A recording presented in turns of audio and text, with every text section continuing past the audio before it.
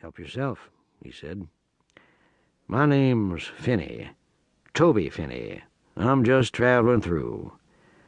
Luton continued chewing as he nodded in acknowledgment of Finney's self-introduction. "Actually," Finney said, "there ain't nothing you can do for me.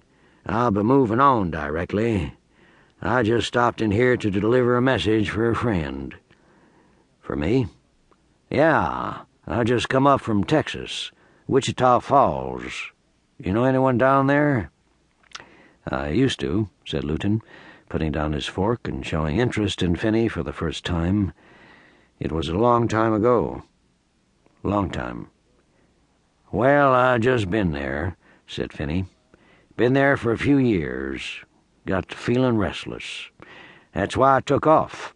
When I said that I was going up this way, Will Milam asked me to stop in and see you." "Will Milam?" said Luton. "You know Will?" "By God, I haven't seen Will for nigh onto 20 years. That's right, 20 years. By God, how is he?" "Mean as hell, I guess. He's a big man down there, running a big cattle operation. But I didn't stop in here just to give you a howdy from an old friend." "What then?" said Luton. "Will said to tell you that Toad and Jasper's in Wichita County."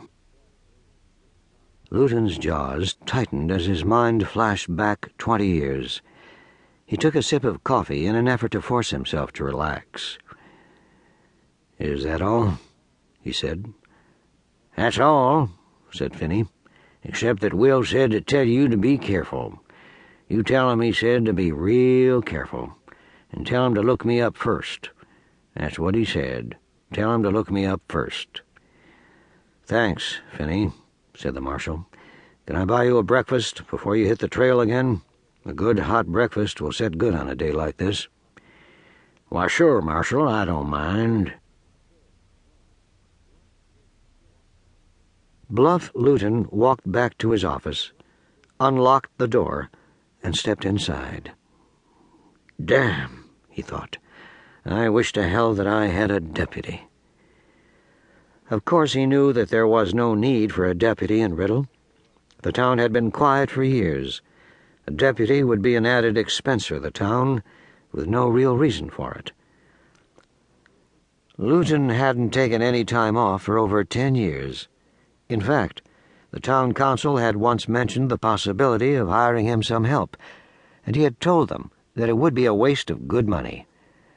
Now he wished that he had let them do it. Now he needed that time off. Well, he would have to think of something. He opened the gun cabinet on the wall behind his desk and took out several boxes of ammunition for his 1860 model Star Double Action Army 44. It was one of the earliest self-cocking revolvers, and Luton was proud of it. Then he took the Winchester .44 carbine out of the cabinet and placed it beside the cartridge boxes on the desk. Stuffing the boxes in his coat pockets, he took the rifle up, stepped out of the office, and locked the door. Then he mounted his horse and rode toward his house to pack. It was going to be a long trip, and he had several loose ends to tie up in town before he could even get started. Bluff Luton rode toward the bridge that spanned the Missouri River and connected Riddle with West Riddle, Nebraska. The wind was cold and damp. He glanced up at the sky and took note of the dark clouds which promised snow. A hell of a time to start a trip, he thought.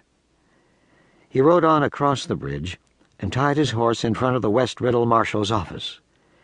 He hadn't yet hit the ground when the door opened, and a dark young man with shoulder-length hair stepped out on the sidewalk.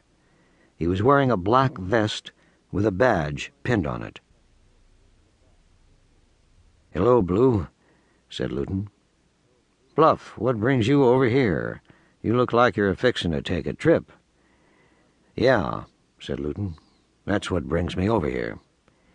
"Well, come on in and have a cup of coffee while you tell me about it." The two town marshals walked inside